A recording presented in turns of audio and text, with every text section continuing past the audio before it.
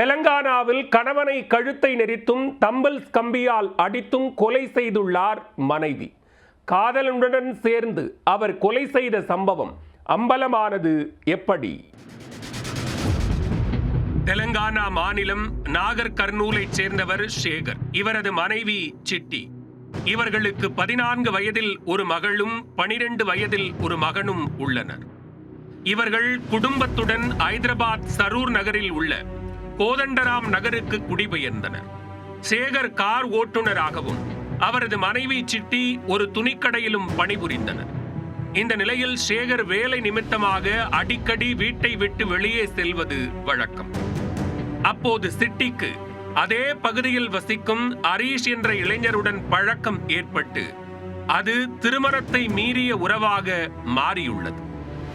கணவர் இல்லாத சமயத்தில் காதலன் ஹரீஷுடன் ஓட்டலில் தனிமையில் இருந்துள்ளார்.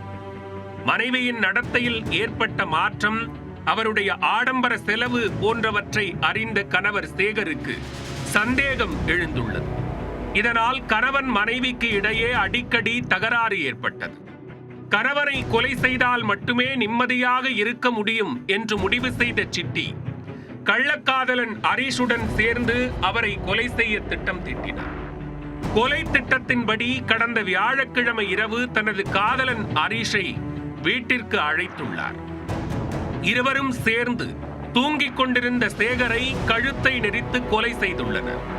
இறந்தாரா இல்லையா என்ற சந்தேகத்தில் சிட்டி வீட்டிலிருந்த தம்பிள்ஸ் கம்பியால் அவரது தலை மற்றும் முகத்தில் அடித்திருக்கிறார்.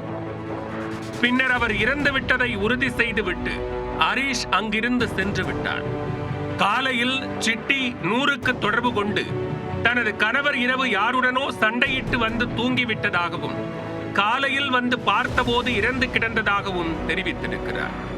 காவல்துறையினர் சம்பவ இடத்தை ஆய்வு செய்து சிட்டியின் நடத்தையில் சந்தேகமடைந்து அவரை தீவிரமாக விசாரிக்க தொடங்கினர். அதில் சிட்டி தனது காதலன் ஹரீஷுடன் சேர்ந்து கணவர் சேகரை கொன்றதாக ஒப்புக்கொண்டார். எனவே சிட்டியை கைது செய்த போலீசார் அவரை சிறையில் அடைத்தனர். போலீசார் தேடுவதை அறிந்த ஹரீஷ் தலைமறைவாகிவிட்ட நிலையில் அவரை பிடிக்க தனிப்படை போலீசார் வலைவீசி வருகின்றனர்.